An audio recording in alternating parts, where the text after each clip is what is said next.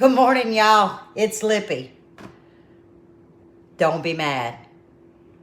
But I was popping my gums on the phone, steadily working on cucumbers. And Allison says, I quote, "Hey, wasn't you supposed to do a step-by-step tutorial to your red hot cucumber rings?" I said, "Hey, I forgot." So, y'all haven't missed much. Okay, you hadn't missed much. But what I'm going to do is, this is a 4-day process.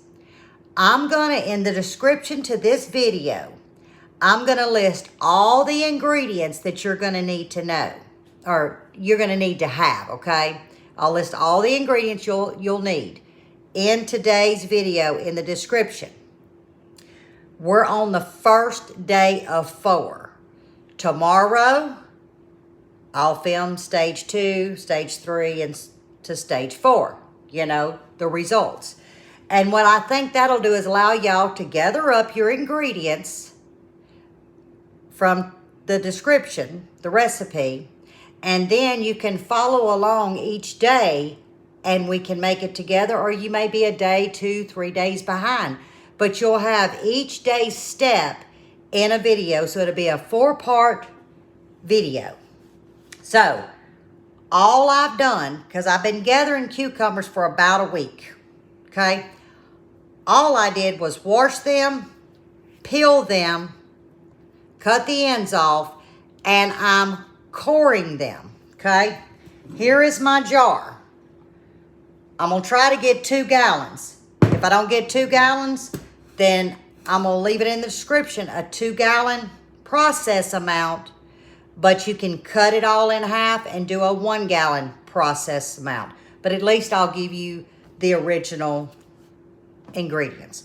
All right, I'm going to drop the camera. I'm going to show you. This is how I take the seeds out. Now, I prefer rings for this recipe. I'm also using wide mouth jars. If you're going to use small mouth jars, take your rings and make moons. Easier to come out, okay? But we like the rings. But you can do it in half moons as well. But you do have to de-seed. All right, I'm going to drop you down, show you how I do this. Simple, simple, simple. This step. Okay, we've got a large cucumber. You can do them with small as well. Now, I'll go ahead and cut this one in half. Okay, there we go. So, I've already made a hole in this one. All right, so we've cut the cucumber in half. This is an old apple core. I use it for pineapples, the cucumbers, anything I want to de-seed, okay? It takes it right out. There we go. And all I'm going to do is cut them in rings. This is about a 1/2 inch to 3/4 inch. Okay, because you want a decent little bite, but not too big. Okay, that's all I'm doing. I'm going through each one of them. Here's one. Let's core this out one more time. See? Takes it completely out. Y'all, this is a delicious recipe. Y'all have seen me do sweet relish, dill relish. Now we're going to do the red hots. Because I want a variety with our peas, our rice, and gravy. But the grandkids just eat these just as like a snack. All right, that's all I'm going to do. So when I get them all done, then we'll see if I ended up with 2 gallons or if I ended up with 1 gallon. I'll be able to tell because this is a 2-gallon glass jar. Now, when you're doing this, you need to use non-reactive. We will be using lime in this, okay? Pickling lime. I've used pickling lime for many, many years. I'm not sure I did this recipe. If I did, it was 3-4 years ago. We'll just call it a remake now that I've learned how to use a camera. So, you're going to need pickling lime. So, I recommend a glass jar, okay? I've had these. I've got 3 of them. One's about 20 years old. One's 15 years old. And the other one's about 10 years old. Nanny Joyce, when she finds them and they're at Walmart, I want to say last year somebody asked me about it, and I said, I believe that they were still at Walmart. And Annie Joy said, yeah, they went from $10 to like $13. But guys, let me tell you what. This makes the best sauerkraut, the pickling, anything you need to ferment or do, it's worth getting these 2-gallon glass jars. All right, I'm going to stop popping my gums, get busy, and then I'll bring you back to the next step. Okay, I've got them all cut up. Now, remember I had some small ones. So what I did was I just cut them in half, took a spoon, took the seeds out. I had 4 small ones. So it just made half moon pieces. Now, I've got right at 2 gallons. So I'm going to go ahead and make a 2-gallon recipe batch. But like I said, this recipe can be cut in half, but the process is still the same. Now, it's time to mix our pickling lime and our water. This is the pickling lime that I use. Now, I keep buckets of this because you see it makes a mess. That is pickling lime. Now, I'm sure there's other brands, but I've got about 6 bags of these because I do use pickling lime. But I do keep it in a container. And when I measure it, I just pour it into a cup like this. And I'll rinse the cup out and dry it and put it back in here. Because I know that right here is a 2-cup measurement. Okay. I mean, I've been doing it long enough, but it's actually 2 cups. So we're going to take 2 cups of lime to 8 quarts of water, which is 2 gallons. So all I'm going to do is mix this with the water, stir it well, and we're going to pour it over that. Okay? Easy peasy. Because I'm working with 1-gallon pitcher, and now this pitcher is what I use for pickling and things like that. I've added half of this cup, which would have been 1 cup of lime, getting it combined. Then I'll fill this pitcher up again, which is the 2nd gallon, and I'll add the remaining cup of lime. 2nd pitcher's going in.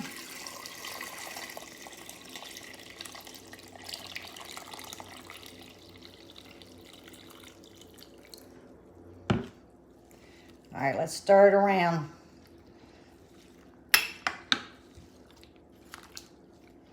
I think that's all I'm going to get in there.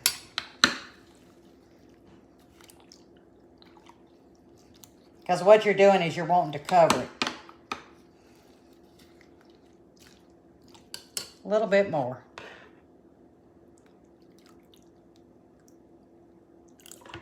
Perfect. We had a little bit left. Doesn't make a difference, guys. We've got enough lime. And what this is doing, this is going to crisp these cucumber rings up. Okay? That's what the point of the pickling lime is. Now, I will come in and I will stir this. I don't know, every time I look at it, I'll give it a good little mix. We're going to put the lid on it. 24 hours. Remember, I told you it's a 4-day process. See, look.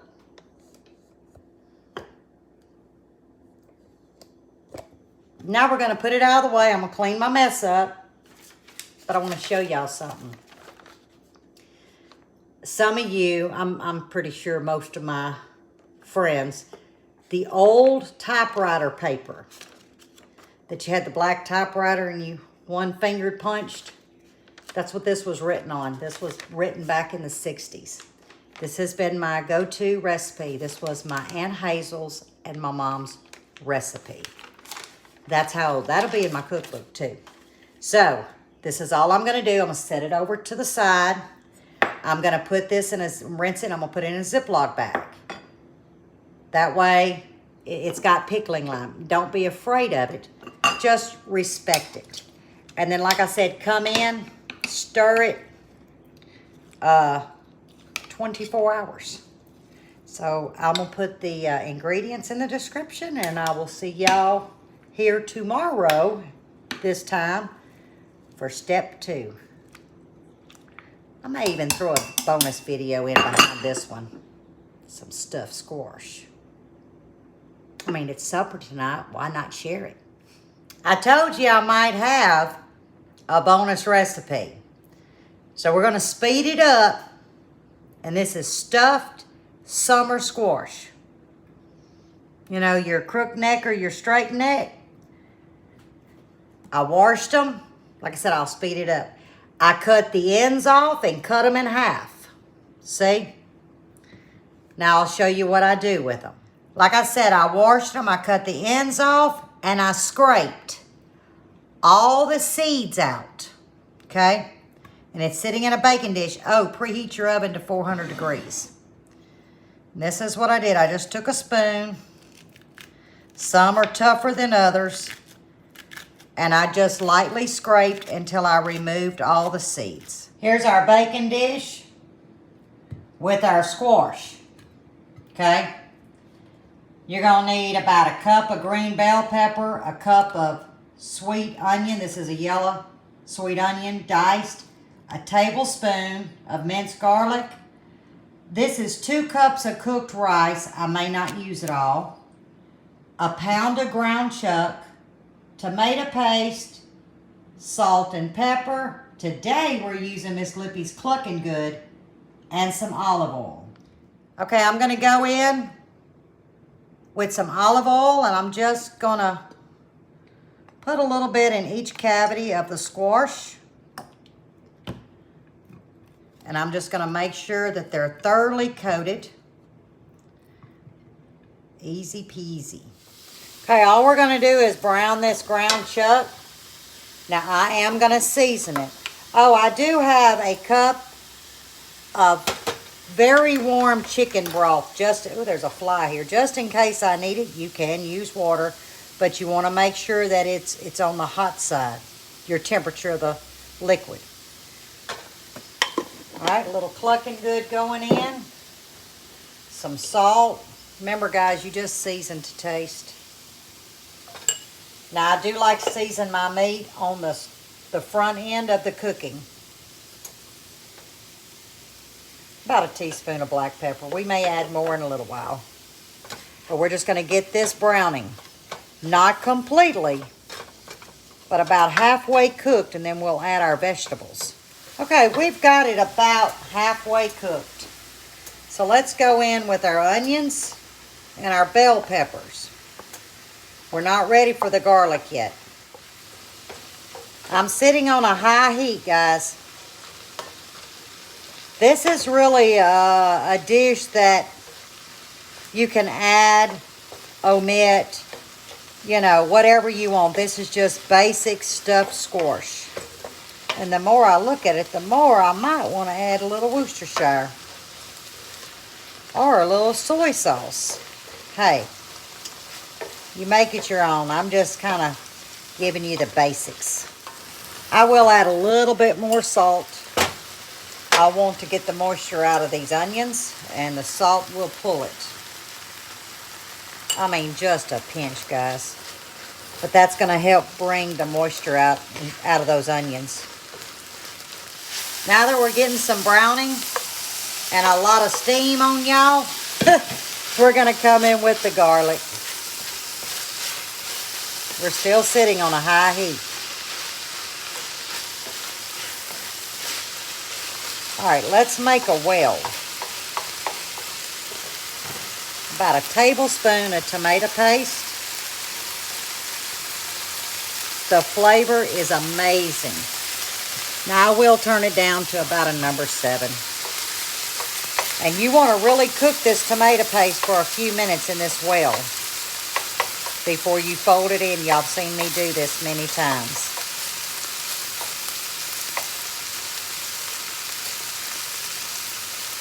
Oh yeah, I can start smelling the sugars. When you start kind of smelling a sweet tomato, you know that you've got it heated to where you can start bringing it all in. Like I said, I did lower my fire.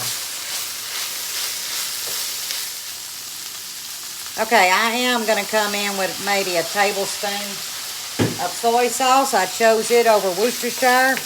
Like I said, as I cook, I just kind of change things. Now, remember I told you I measured about a cup of hot chicken broth. Maybe a half a cup. We're going to turn the fire off and we're going to add our rice. And I'm going to use both cups of dry rice or cooked rice. Fire is off. We want to get this good and incorporated. Remember, your oven should be preheated, 400 degrees. I'm going to add a little bit more. You kind of got to eyeball the amount of moisture that you're looking for. You don't want it soupy. You don't want any standing liquid in the bottom of your skillet.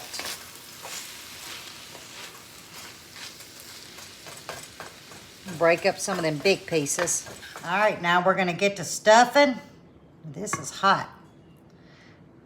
What I may have to do is just stuff a little, set it back down,